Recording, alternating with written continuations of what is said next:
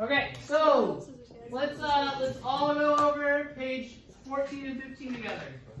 Okay? So, you can hear my voice? Give me 3 fingers.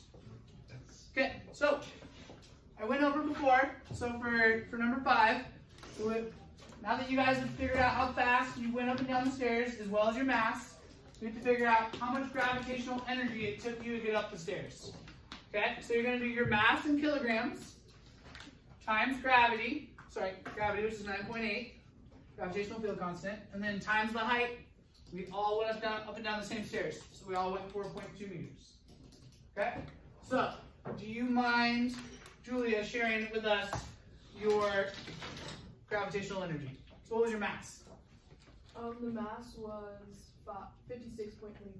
Okay, 56.25 times 4.2 times 9.8. And that gave you a gravitational energy of what, Julia? 2,315. 2,000 what? 315. 315? Yeah. Very good. And then energy is measured in what unit of measurement? Joules. Very good. So it's a J, joules. Okay, so now it's measurement of energy. Okay, so now number 6. Next, we need to find our power. Okay, we know that our equation for power is energy divided by time. How much energy it took you to move that object, in this case yourself, okay? And then how much time it took you to move it. So you're going to do 2 equations for this. So Julia here, Julia, do you mind telling me how long it took you to walk up there? Walking. Guys. Oh wait. Thank you. Go ahead, Julia.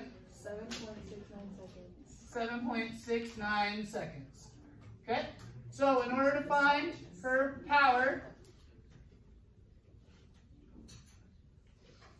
I can wait, Avery. I can wait. Okay? She's going to take that number of 2,315, that energy, divided by the time that it took. 7.69. And what did that come out to? 301.07. 301.07 what? Watts. Now we're talking power, so we got watts. All right, so Julia created 301 watts of energy for her to get up those stairs. Pretty good. Okay, so now let's measure. Finally, on number 7, you're going to measure this compared to the horse. So it's on number 8. But can anyone tell me on number 7 how much horsepower how many watts is 1 horsepower? 746.